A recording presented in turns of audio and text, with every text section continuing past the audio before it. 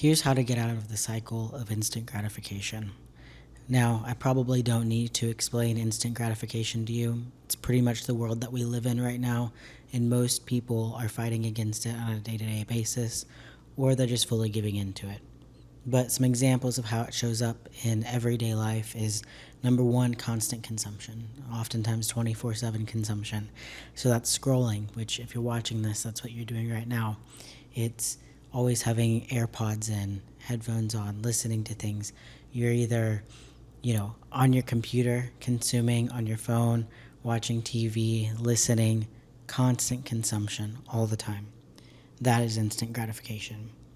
Another type is impulse purchases. So that's, TikTok shop, that's Amazon, that's anything that's allowing you to purchase very quickly. It's not thought out, well-intended purchases. And another example is eating out. Not all the time, but it's maybe making the choice like I'm going to do that because it's easier and I'll get the satisfaction faster instead of sitting and cooking and taking my time.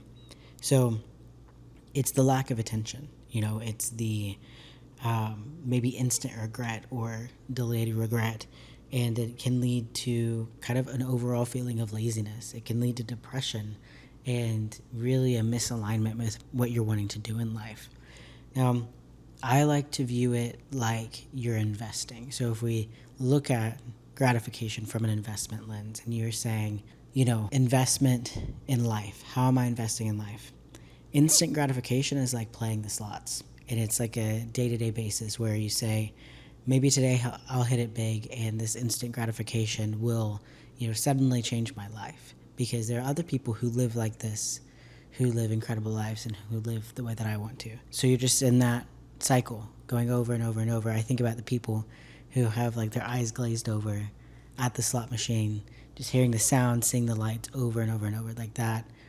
That is instant gratification, literally, but also in this example. The delayed gratification is like investing in a Roth IRA or index funds and taking a slower approach where maybe in the short term you feel like you're losing that money, but you in 5, 10, 40 years are really going to be thankful that you made that investment. That's the difference here. That's how you should view it. So to get out of this cycle, what you need to do is slow down the time from action to reward. Simple as that. Sounds simple, but it's really hard. So I'm going to give you some examples of how I do this or how you could in your day-to-day life. The top one is using an app like Screens In or something similar to block yourself from being able to open social media quickly. It's just a way to increase that time in between that click and the actual opening. But it also gives you an opportunity to sit and think like, do I really need to be opening this app right now? Another one is cook or bake complicated recipes. Take your time, bake the 48-hour croissants or whatever it is that you'd want to do, and do it without distraction. No AirPods, no TV on, just be doing what you're doing in that moment. Another one is pick up a slow hobby, which can be cooking and baking, but maybe you want to learn how to do needlework or learn how to paint or have a garden or anything like that that is slow and mindful. It's fantastic. Train for something. Similarly, this can also be a hobby, but pick something. The farther out, the better, honestly, if you can stick with it. But pick something to train for, whether it's a 5K or a marathon or a triathlon or anything like that. Maybe it's just a hike that you want to do. Train for something that takes like intentionality and consistency. Read. Now, I have some stipulations on this one. Read specifically nonfiction and read a book that challenges you.